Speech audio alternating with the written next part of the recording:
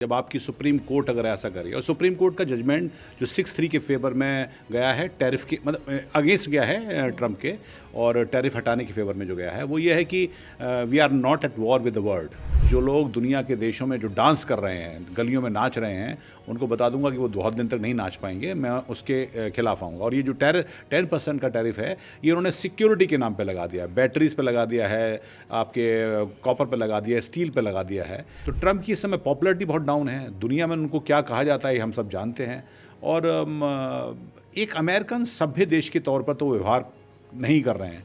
Trump को सिर्फ पैसा दिखाई दे रहा है, वो उसके लिए रिलेशन इंपॉर्टेंट नहीं है। कैपिटलिज्म का एक मूल मंत्र है कि जहाँ पर सस्ती लेबर होगी, जहाँ पर सस्ता प्रोडक्ट होगा, वहाँ पे जाके हो जाएंगे। अमेरिका के जो मध्यम वर्गीय है उनको ज़्यादा पैसा उनकी जेब पर भारी पड़ेगा, और वो क्यों पे करेंगे। कंपनीज हो सकता है वहाँ से अपने अपने प्लांट को उठा के दुनिया के बाकी देशों में जाएं। दुनिया में बहुत से देश इस बात में लगे हुए हैं कि हम डी डॉलराइजेशन कर दें, हम डॉलर के खिलाफ चले जाएं। जैसे इंडिया और रशिया के बीच में कुछ डील हुई थी, इंडिया और ईरान के बीच में डील हुई थी।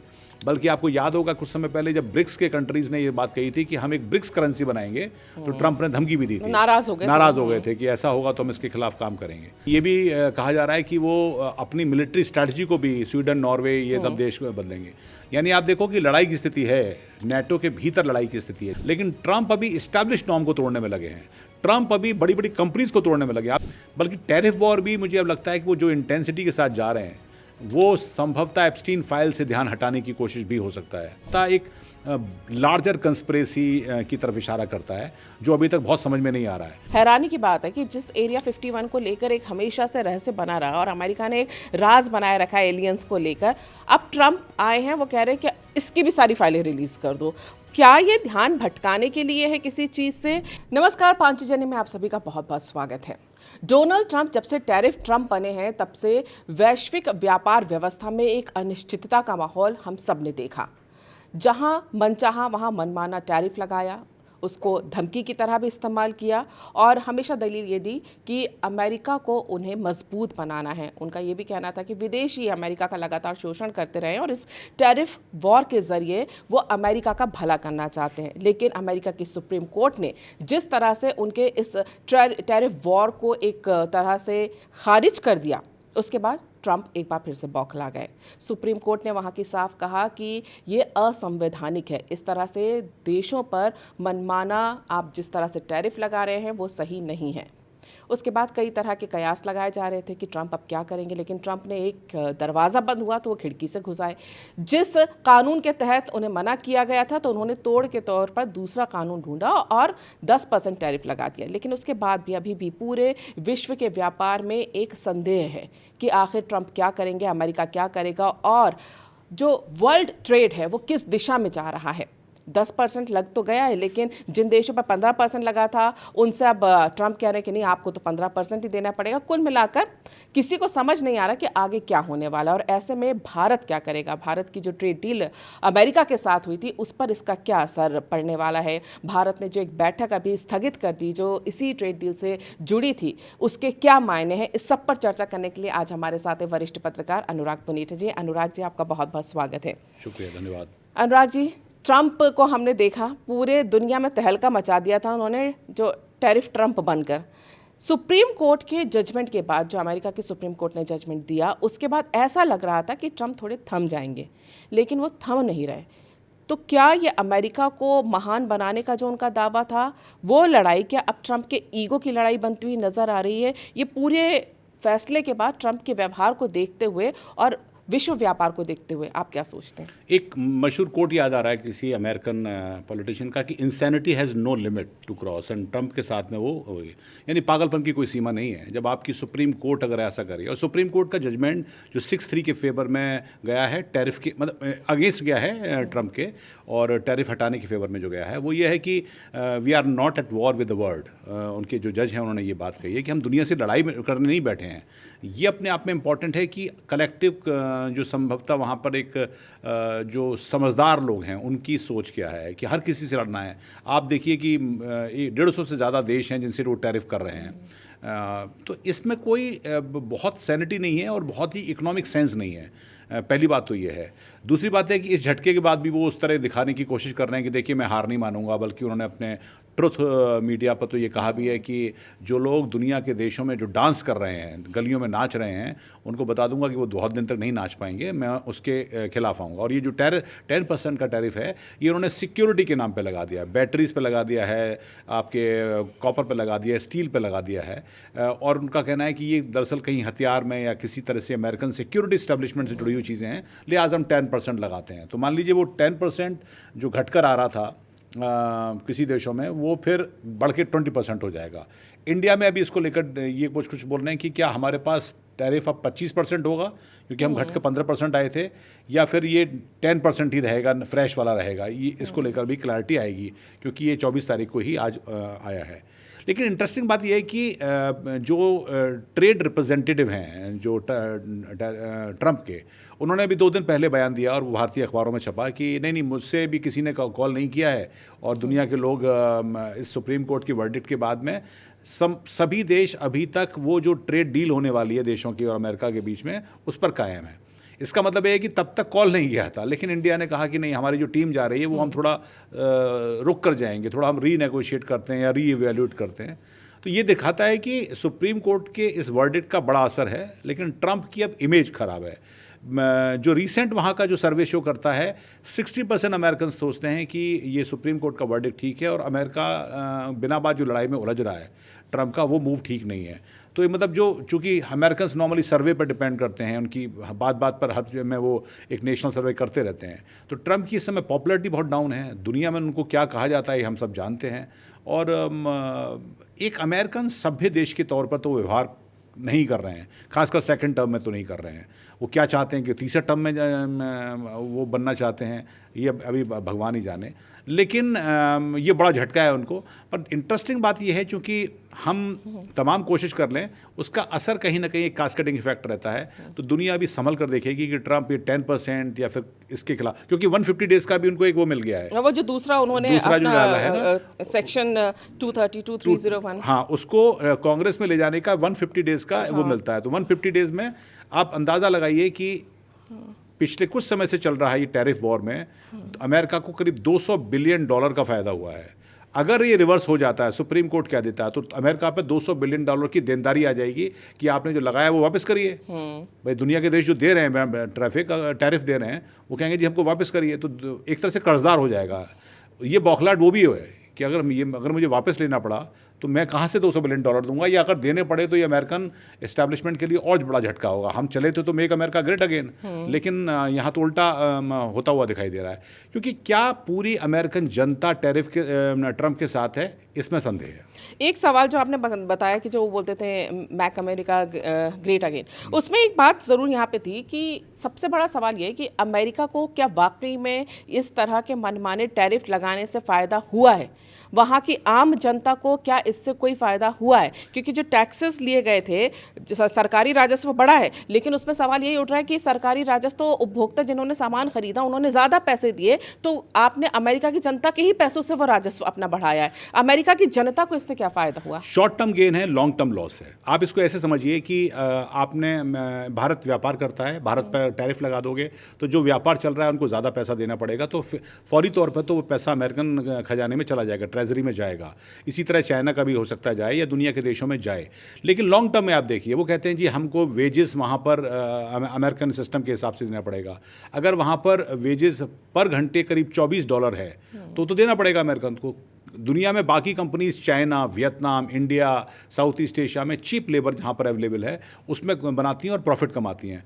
कैपिटलिज्म का एक मूल मंत्र है कि जहाँ पर सस्ती लेबर होगी, जहाँ पर सस्ता प्रोडक्ट होगा, वहाँ पे जाके जाएंगे। इसीलिए आप आईफोन को देखिए, आईफोन चाइना में बनता है, उसकी बात अब इंडिया में भी चल रही है कि संभवतः इंडिया में भी वो प्लांट लगाएं।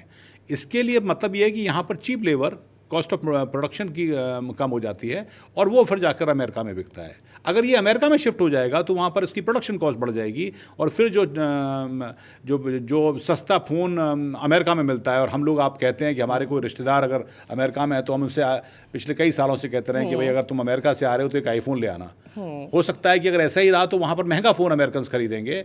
एक अनुमान के हिसाब से किसी ने मजाक किया था कि $2000 का अमेरिकन फ़ोन मिलेगा या एप्पल, तो इंडियंस को रिक्वेस्ट करेंगे कि तुम अमेरिका आ रहे हो तो हमारे लिए आईफोन ले आना।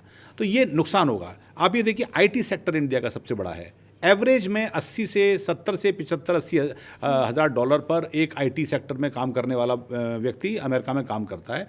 भारत में भी परिवार खुश है, अमेरिका जाने का एक सपना पूरा होता है। मिडिल क्लास इंडियंस के लिए एक बड़ा सपने के तौर पर है। उसको बढ़ाकर वो 1,20,000 डॉलर का एक टैरिफ का बैरियर उन्होंने लगाया हुआ है, यानी कि करीब 40,000 डॉलर एक कंपनी को एक्स्ट्रा पे करना पड़ेगा यदि उसको इंडियन या साउथ ईस्ट एशिया के किसी आईटी प्रोफेशनल को लेना है। वो क्यों पे करेंगे? वो कहेंगे जी आप घर बैठो, हम यहीं से आपसे काम करवा लेते हैं। आईटी सेक्टर तो मोस्टली वर्क फ्रॉम होम के तौर पर काम कर सकता है। इसीलिए ये जो बात है वो लॉन्ग टर्म में लॉस इसीलिए होगा कि लॉन्ग टर्म में अमेरिकन्स को ज़्यादा पे करना पड़ेगा। अमेरिका के जो मध्यम वर्गीय है उनको ज़्यादा पैसा उनकी जेब पर भारी पड़ेगा। और वो क्यों पे करेंगे? कंपनीज हो सकता है वहाँ से अपने अपने प्लांट को उठा के दुनिया के बाकी देशों में जाएं जहाँ पर प्रोडक्शन बढ़िया होगा। टैरिफ की बात है तो टैरिफ के तौर पर देखेंगे कि बाद में क्या होता है, लेकिन नुकसान इन्वेरेबली अमेरिकन मिडिल क्लास के अमेरिकन जनता पर पड़ेगा इसका। जिस तरह से आप बोल रहे हैं ना कि शिफ्ट करेंगे, शायद इसका फ़ायदा कहीं ना कहीं भारत, वियतनाम जैसे देशों को मिला भी है, आपको लगता है? क्योंकि ऐसा कहा जा रहा था कि इतना टैरिफ बढ़ा दिया, भारत को इसके फ़ायदे भी हुए हैं और कुछ नुकसान भी हुए हैं जब टैरिफ बढ़ाया गया है। अभी जो परिस्थितियां चल रही हैं तो भारत की दृष्टि से आप इसको किस तरह से देखते हैं? देखिए, भारत के लिए चुनौती अभी फौरी तौर पर तो है। होता क्या है कि हम डे टू डे इकोनॉमिक्स की बात करते हैं। फौरी तौर पर भारत को टैरिफ होगा तो जो कंपनीज़ हैं उन पर इसका लोड आएगा, वो कहीं ना कहीं लोड हम पे भी आएगा। जैसे कि प्रेशर देकर अगर आपने रशियन ऑयल को कम कर दिया है इंडिया ने, तो इंडिया अब महंगा तेल पर जाएगा इस टैरिफ से बचने के लिए, तो फिर उसका हमको ज़्यादा पे करना पड़ेगा और उसका जो मुख्यतः आखिर में जाकर जो खर्चा होगा वो आम आदमी की जेब पर ही होता है कि हमारा तेल महंगा है, डीजल महंगा, तो इसका खर्चा तो आएगा आप पे।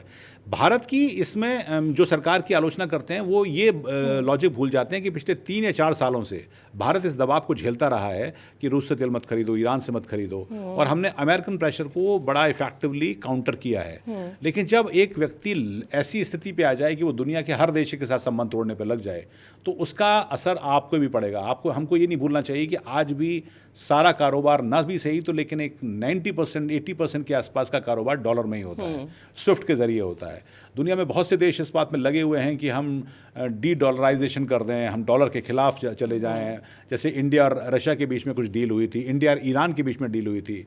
बल्कि आपको याद होगा कुछ समय पहले जब ब्रिक्स के कंट्रीज ने ये बात कही थी कि हम एक ब्रिक्स करेंसी बनाएंगे, तो ट्रंप ने धमकी भी दी थी, नाराज हो गए थे कि ऐसा होगा तो हम इसके खिलाफ काम करेंगे। तो डॉलर का जो डोमिनेंस है वो अभी भी है, इससे तो इनकार नहीं कर सकते हम, और वो आपको मजबूर भी करता है।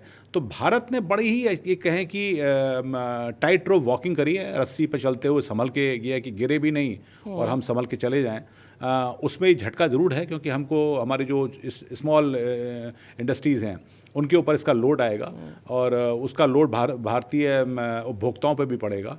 लेकिन भारत ने आमतौर पर देखा जाए तो अभी तक नेगोशिएशन तो ठीक ही किया हुआ है और अभी भी वेट एंड वॉच की सिचुएशन में भारत बना हुआ है, ये क्योंकि साफ साफ नज़र आ रहा है जिस तरह से अभी वो बैठक भी स्थगित की गई है। लेकिन हम यूरोप की बात करें, यूरोप हमेशा से सहयोगी माना जाता है अमेरिका का, और अमेरिका जैसे कहते हैं ना बड़े भाई की तरह यूरोप को देखता रहा है।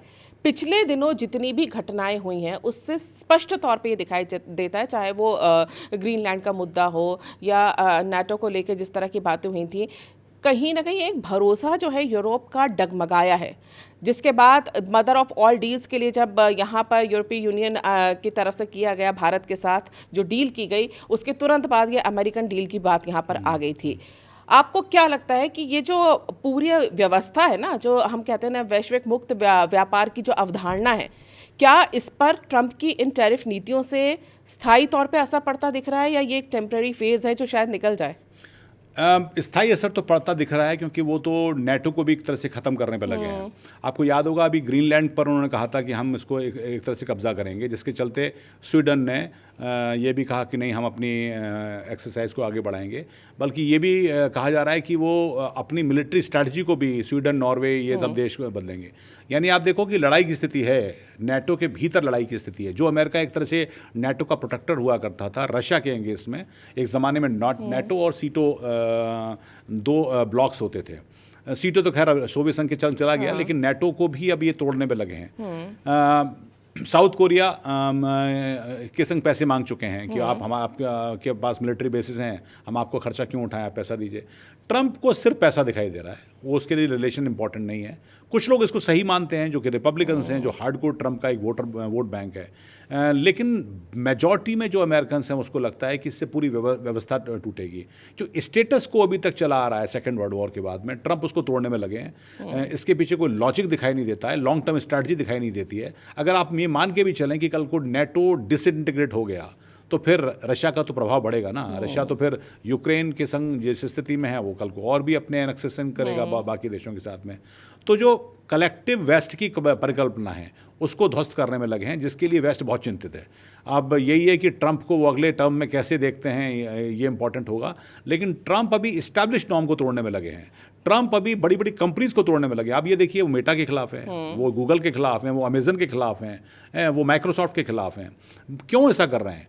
तो उसके पीछे कोई लॉजिक नज़र नहीं आता है। किसी ने कहा कि टेस्ला के मालिक से तो उनकी बड़ी अच्छी दोस्ती थी, फिर क्यों बिगड़ गई? क्योंकि टेस्ला इतनी बड़ी कंपनी हो गई, संभवतः उनके संग उनका नहीं हो रहा है। लेकिन ट्रंप का अपनी ही कंपनियों के साथ में लड़ाई, ट्रंप का नेटो के साथ में लड़ाई, ट्रंप तो ये कहते रहे अपने पहले टर्म में कि इंडिया एक बड़ा पिवट है चाइना के अगेंस्ट में, अगर यूएस की जो लड़ाई है यूएस की।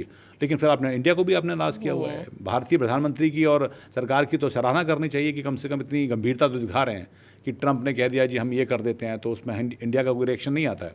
लेकिन मेरा ये कहना है कि ट्रंप जो कर रहे हैं वो समझदारी से तो परे है। मतलब कल को आप उसमें लॉजिक ढूंढिए कि संभवतः वो नए सिरे से नए विश्व को देख रहे हैं, लेकिन डॉलर को नुकसान है, अमेरिका के लॉन्ग टर्म स्ट्रेटजी को नुकसान है, वहाँ की डीप स्टेट में एक तरह से दो फाड़ है। तुलसी गबार्ड जो कर रही हैं वो बराक ओबामा के सारे उन लोगों को एक तरह से समन भेज रही हैं, उनको जो इम्यूनिटी मिली हुई थी उनको सबको हटाने में लगी हुई हैं।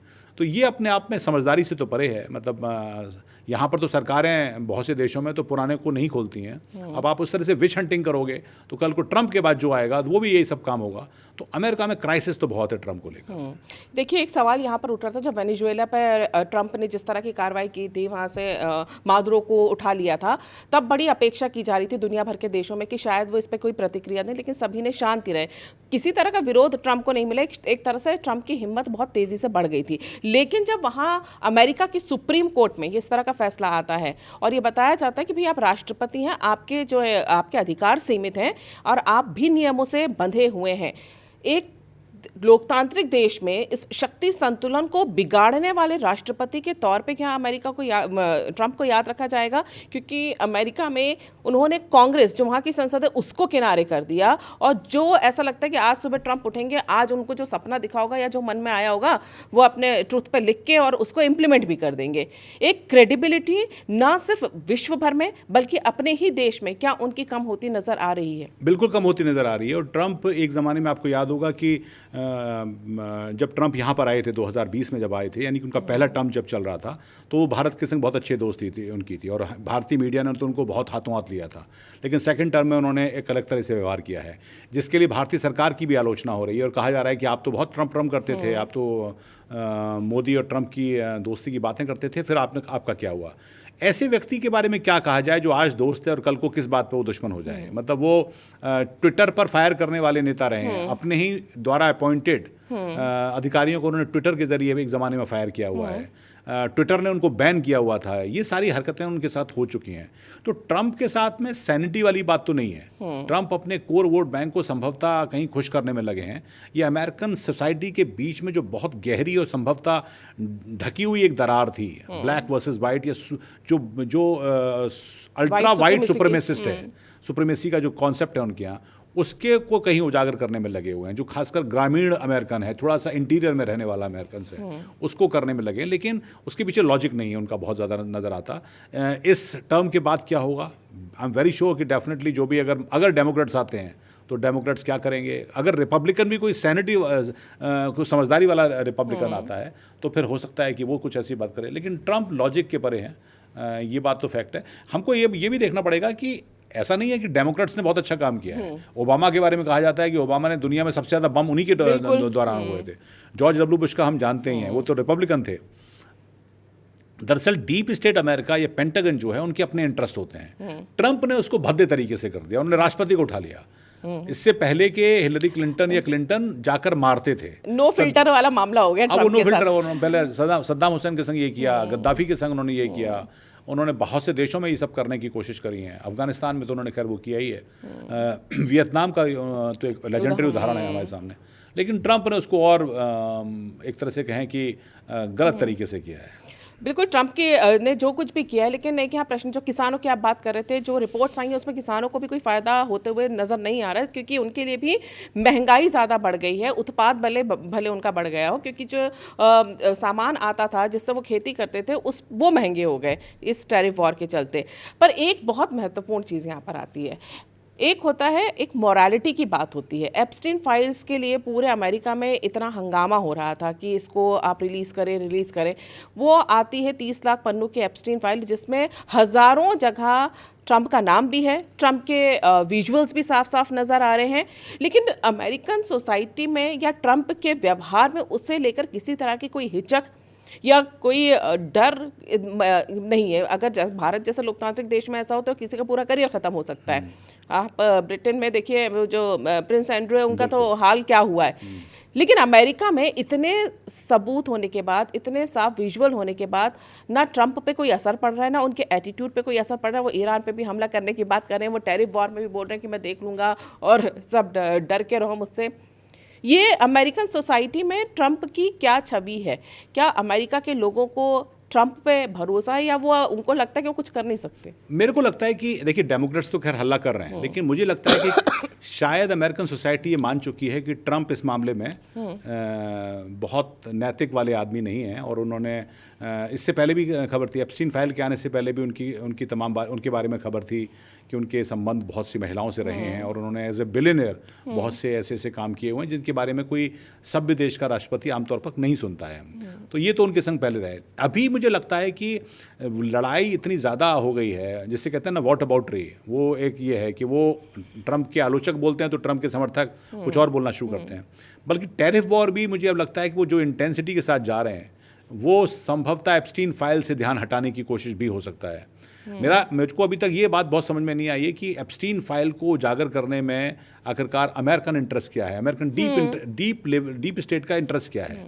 जिस डीप स्टेट ने कैनेडी की फाइल को इतने साल तक आज तक रहस्य बना के रखा, 60-70 साल बना के रखा, उन्होंने एप्स्टीन फाइल तुरंत क्यों खोल दी, जिसमें डेमोक्रेट्स भी हैं, रिपब्लिकन्स भी हैं, और आपके सिटिंग प्रेसिडेंट भी हैं। इसके पीछे का लॉजिक तो ये संभवतः एक लार्जर कंस्पिरेसी की तरफ इशारा करता है, जो अभी तक बहुत समझ में नहीं आ रहा है। हाँ, चौंकाने वाले इतने हैं खुलासे, और एप्स्टीन ने जैसे जैसे काम किए हैं उसको देखकर घृणाई पैदा होती है किसी भी मन में कि इस लेवल पर वो चला गया, उसके पास इतना पैसा था, फाइनेंशियल विज़किट था वो आदमी एक ज़माने में, लेकिन ऐसा उसने क्यों किया। तो लेकिन ट्रंप हैं, वो उन्होंने एक तरह से कहें कि सही शब्द तो वैसे बेशर्मी होगा, लेकिन उन्होंने ओढ़ रखी है और उनको उससे फ़र्क नहीं पड़ता।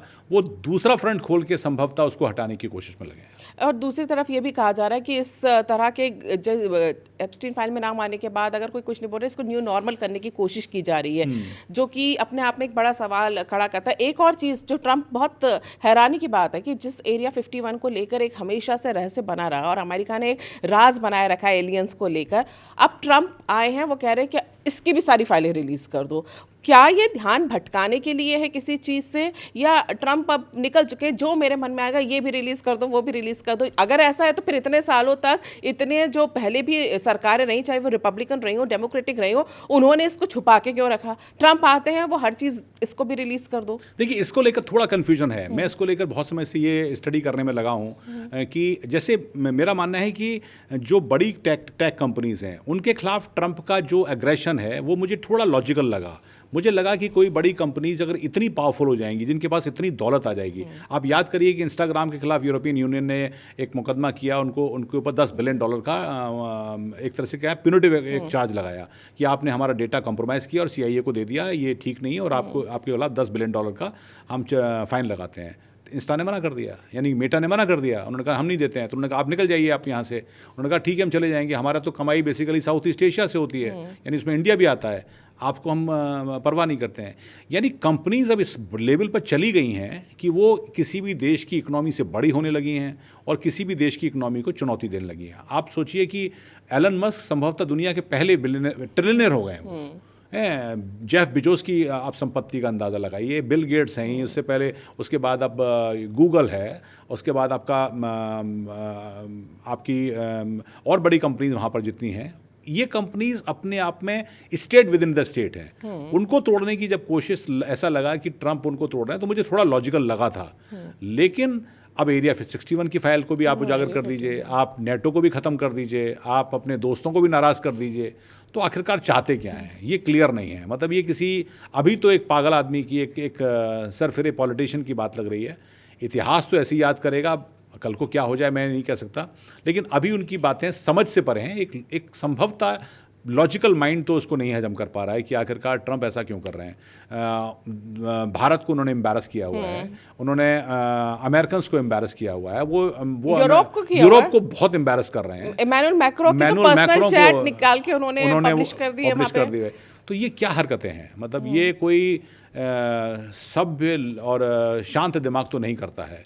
वो जिस हिसाब की भाषा बोलते हैं, वो आप सोचिए, जिस अंदाज में बोलते हैं, तो वो दुनिया के सबसे अब इस समय तो अलोकप्रिय इनसेन एरोगेंट आदमी हैं वो। और कुछ अमेरिका में उनके वोट बैंक जरूर हैं, लेकिन बहुत सैनिटी की उम्मीद, बहुत तार्किक होने की उम्मीद मुझे उनसे नहीं लगती है आने वाले समय में, क्योंकि डेस्परेशन उनका भी बढ़ेगा। उनको इतना पता है, क्योंकि बिजनेसमैन तो वो कमाल के हैं, पैसा तो वहाँ लगाते हैं जहाँ से वो पैसा कमा सकते हैं, तो उनको पैसा कमाना तो आता है। लिहाजा वो ये समझेंगे कि अब मेरी कुर्सी जा रही है, अगर मेरी पॉपुलैरिटी गिरेगी तो वो कुछ और पागलपंती की हरकत करेंगे, वो कल को किसी और पे अटैक कर देंगे। हो सकता है कि वो, आपको याद करिए नॉर्डम जो पाइपलाइन है जो कि रशिया से आती है, उसको ध्वस्त कराने के पीछे अमेरिकन हाथ माना जाता है। ये बात तो दबे छिपे जर्मनी, फ्रांस और खुद स्वीडन कह चुके हैं। यानी कि उनको लगा था कि ये कल को यूरोप में अगर तेल और गैस बंद हो जाएगी तो वो खरीदेंगे हमसे ही। हाँ, बिल्कुल। मतलब अपने दोस्तों के घर में भी पलीता लगाने का काम अगर कोई कर रहा है तो वो ट्रंप है। वो देखिए, अमेरिका हमेशा से वैसे तो ऐसा करता रहा है, लेकिन ट्रंप ने जिस तरह से खुलेआम करना शुरू कर दिया है तो लोग एक डिक्टेटर की तरह भी देख रहे हैं। दूसरा बहुत महत्वपूर्ण जो चीज़ थी, जो आपने अभी बात की थी कि डॉलर हेजेमनी की जो बात चलती थी कि लोग अपने तरीके से, जैसे भारत और रशिया की आपने बात की या चाइना की, आपको लगता है कि ये जो कुछ भी ट्रंप कर रहे हैं, हालांकि इतना आसान नहीं है कि डॉलर हेजेमनी को आप तोड़ दें, पर क्या अब विश्व के सभी देश, विशेष तौर से बड़े देश जो वैश्विक तौर पे व्यापार करते हैं, एक दूसरे की अर्थव्यवस्था को बढ़ाते हैं, क्या वो अब इस विषय में लंबे समय के लिए आप सोच सकते हैं कि ये आज ट्रंप है, क्या कल को कोई और आ जाए तो इस डॉलर हेजेमनी को तोड़ना ज़रूरी है? या अमेरिका जिस तरह से आप सुपर पावर बनने के बाद दूसरों पे आप ऐसा लग रहा है हंटर चला रहे हैं और उसमें कोई रिस्पेक्ट नज़र नहीं आता, क्या? ये तो मुझे लगता है, देखिए ये तो अंदर खाने तो है, दिल में तो सभी के है कि हम डॉलर में व्यापार क्यों करें। रशिया ने कोशिश करी, सोने की कीमतें क्या इसीलिए बढ़ी थी कि थोड़ा इसीलिए उस पर भी असर है। डॉलर का वैल्यूएशन कम होता जाने की बात भी अभी प्रोडक्शन कर रहे हैं। बल्कि लोग अब ये कहते हैं कि ट्रंप ने अगर ये पॉलिसी लगी तो अमेरिका में एक बार फिर रिसेशन आएगा, कि अगर ये डॉलर में वहाँ पर टैरिफ लगातार बढ़े, अमेरिकन के ऊपर ज़्यादा टैरिफ आएगा, मतलब महंगाई बढ़ेगी, जो वहाँ पर जाने वाला सामान अगर महंगा होगा तो महंगा खरीदना पड़ेगा, अमेरिकन्स को कुछ पैसा मिल सकता है लेकिन कंपनीज मूव आउट करेंगी वहाँ से, तो आखिरकार वहाँ पर रिसेशन आ सकता है। रिसेशन आया, उसका असर ग्लोबली भी पड़ेगा लेकिन अमेरिका पर भी बहुत पड़ेगा। 2007 में हमने देखा है वहाँ पे। तो इसका गाहे बगाहे पड़ना तो अमेरिका पर ही है, लेकिन बेसिक बात यह है कि एक ट्रंप आखिरकार ये कब तक होने देंगे, बड़ी बात है। ट्रंप अभी कह रहे हैं कि मैं डॉलर के खिलाफ कोई भी कॉम्प्रोमाइज़ नहीं करूंगा, अगर कोई भी कोशिश करता है तो हम उनके खिलाफ एक्शन लेंगे, चाहे वो इकोनॉमिक सैंक्शंस हों या फिर मिलिट्री एक्शंस हों। आपको याद होगा कि हिलरी क्लिंटन ने तो ये कहा ही था कि गद्दाफी को मारा इसलिए गया क्योंकि उसने एक अफ्रीकन कार्टेल बनाने की कोशिश करी थी अपनी करेंसी को लेने के लिए। अब अगर रशिया, इंडिया, चाइना, ब्राज़ील जैसे देश मिलकर कोई करेंसी लाते हैं या मान लीजिए और देश ऐसे लेने की कोशिश करते हैं, तो दिल में सबके है कि सद्दाम हुसैन को भी यूरो के चक्कर में ही किया था, क्योंकि वो बिल्कुल। एक और चीज़, क्योंकि मैंने आपसे इसलिए बात की क्योंकि संकेत ऐसे मिलते हैं कि जो इन्होंने बोर्ड ऑफ पीस बनाया था गाजा के लिए, और उनको लग रहा था कि एक यूएन के पैरेलल एक संस्था वो खड़ी कर लेंगे, क्योंकि ट्रंप तो यूएन को भी कुछ नहीं समझते हैं, वो तो अपने अलावा शायद किसी को सेल्फ ऑब्सेस्ड है वो। वहाँ पर जिस तरह से सारे देश पीछे हुए हैं, हाथ खींचे हैं, चुनिंदा कुछ देशों के अलावा, ट्रंप को लग रहा था कि अच्छी खासी बड़ी संख्या में देश मेरे साथ आएंगे और एक ऐसा कहा जा रहा था कि यूएन के पैरेलल एक वो अपने संस्था खड़ी कर लेंगे। ये पीछे हटना देशों का, इवन भारत भी उसमें ऑब्जर्वर की तरह ही शामिल हुआ है, ये संकेत दे रहा है कि ट्रंप के ऊपर दुनिया के देशों को अब भरोसा नहीं है और यही वजह कि अब अमेरिका पे भरोसा नहीं है। देखिए, आपको याद होगा जब इस सेकंड टर्म में आए थे, उन्होंने कहा था मैं यूक्रेन और रशियन वॉर शायद 15 दिन में खत्म कर दूंगा, कुछ ऐसा बोला था उन्होंने, अगर मैं दिन सही याद कर रहा हूँ। आज कितने दिन हो चुके हैं उनको आए हुए। वो पुतिन को बुलाया था उन्होंने अलास्का में और ऊपर से B-52 उड़वा दिया था। ये क्या क्या हरकतें हैं ये? मतलब आप एक, रशिया भी सुपर पावर ही माना जाता है, ठीक है आपके बराबर वो इकोनॉमिकल पावर नहीं है, लेकिन वो दुनिया में आपके खिलाफ टक्कर ले रहा है। आपको उसी से खतरा है ना अमेरिका को। तो कैम्ब्रिज एनालिटिका ने के ऊपर आरोप यही था ना कि उसने रशियन पैसा लेकर अमेरिकन इलेक्शंस में दखलंदाजी करी थी। तो ट्रंप की हरकतें किसी के समझ में नहीं है और आगे क्या होगा नहीं पता, लेकिन मैं ये कह रहा हूँ कि शायद वो इस्टेब्लिश्ड नॉर्म को तोड़ने में लगे हैं। एक स्टेटस को, आप इसको अगर देसी भाषा में समझिए तो एक जो दीवार बनी हुई है कहीं, उसको एक मजदूर बड़ी सी हथौड़ी लेकर तोड़ने की कोशिश कर रहा है। उसमें कुछ अच्छी चीज़ें भी टूट रही हैं, लेकिन बहुत सी खराब चीज़ें हो रही हैं जिसका अंदाज़ा ट्रंप को नहीं है, क्योंकि तोड़फोड़ में, विध्वंस में दरअसल बहुत नुकसान भी होता है। ट्रंप आखिरकार चाहते क्या हैं? अगर मान लीजिए हम ये मान के चलें कि ट्रंप ये कह रहे हैं कि मैं एक नया वर्ल्ड ऑर्डर पैदा करूंगा, तो अमेरिकन तो बहुत नीचे गिर जाएंगे। पर अमेरिका की जो अभी एक तरह से कहें ठकुराई है, अमेरिका की जो एक तरह से पावर है, वो कल को मानेगा ही नहीं कोई कि जी मॉरली कोई नहीं मान रहा है। मिलिट्रली अभी भी मानते हैं, लेकिन मॉरली तो कोई नहीं मानता है उसकी बातें। एक तरह से कभी वो पाकिस्तान के दुश्मन हो जाते हैं, कभी पाकिस्तान के दोस्त हो जाते हैं, कभी इंडिया के दोस्त हो जाते हैं, फिर दुश्मन हो जाते हैं। तो अमेरिकन जो एक सुप्रीमेसी का कॉन्सेप्ट है, उसमें तो बहुत गिरावट आई है। अमेरिका सैंड पावर है, इसमें अभी भी कोई दो राय नहीं है। अभी वो चीन से बेहतर है, अभी भी वो रशिया से बेहतर है, इसमें कोई दो राय नहीं है। लेकिन ट्रंप आखिरकार कहाँ तक ले जाएंगे इसको, ये अमेरिकी जनता को तय करना होगा कि वो लॉन्ग टर्म में चाहते हैं एक ऐसा राष्ट्रपति जो कि उनकी खातिर, चंद वोटों की खातिर, वो पूरे दुनिया में जो प्रभाव है वो गिरा दें, या फिर किसी नए राष्ट्रपति को चुनें। ट्रंप की लॉजिक किसी के समझ से परे है। बिल्कुल, ये किसी की भी समझ में नहीं आ रहा। और इस समय तो ईरान जो है बिल्कुल तैयारी के साथ बैठा हुआ है। किसी को ये नहीं पता कि ट्रंप ईरान में क्या करना चाह रहे हैं। उन्होंने चारों तरफ से तो घेर लिया है वेनेजुएला की तरह, लेकिन ईरान के साथ करने क्या वाले हैं ये अभी भी ऐसा है कि कभी कहते हैं अभी हमला हो जाएगा, कभी कहते हैं कि नहीं अभी हमला नहीं होगा, अभी रुक जाएंगे। He is so unpredictable. लेकिन जो कुछ भी वो कर रहे हैं, आपको लगता है कि जब तक ट्रंप का कार्यकाल रहेगा, पूरे विश्व में इसी तरह ट्रंप की नीतियों से हाहाकार मचा रहेगा, क्योंकि अमेरिका सुपर पावर है और कई चीज़ों पे यूरोप जैसे देश भी अमेरिका पर निर्भर है। देखिए, जब कोविड आया था तो लोग कोविड चलाते थे, कोविड 2020 चलाते थे। अब मुझे लगता है हैशटैग चलाने पड़ेगा, ट्रंप इज़ देयर, कुछ ऐसा है। ट्रंप एक बीमारी के तौर पर हैं, आपको इसको मानना पड़ेगा। ट्रंप जब तक रहेंगे दुनिया उथल पुथल रहेगी, क्योंकि वो एक देश के ऐसे राष्ट्रपति हैं जो नुकसान तो पहुंचा देता है। उनके पास स्वीपिंग पावर होती है यूएस प्रेसिडेंट के पास में, जैसे उन्होंने 10% लगा दिया है उन्होंने, तो वो ये कब सब काम करेंगे। और अपनी ईगो पे जब बात आएगी तो वो आदमी ज़्यादा काम करेगा। वो किसी का भी दोस्त हो सकता है, किसी का भी दुश्मन हो सकता है। केओस ज़्यादा बढ़ रहा है। रशिया यूक्रेन वॉर की बात करा, नहीं हुआ। आपने कहा कि फ़िलिस्तीन और वो इज़राइल कॉन्फ्लिक्ट को मैं सेटल करा दूंगा, वहाँ नया एक जोन बनाऊंगा, उसके भी बनते चांस नहीं दिख रहे हैं। जो थोड़ी बहुत दोस्ती की बातें होने लगी थी भारत जैसे देशों के साथ, वो भी आपने ख़राब कर लिया।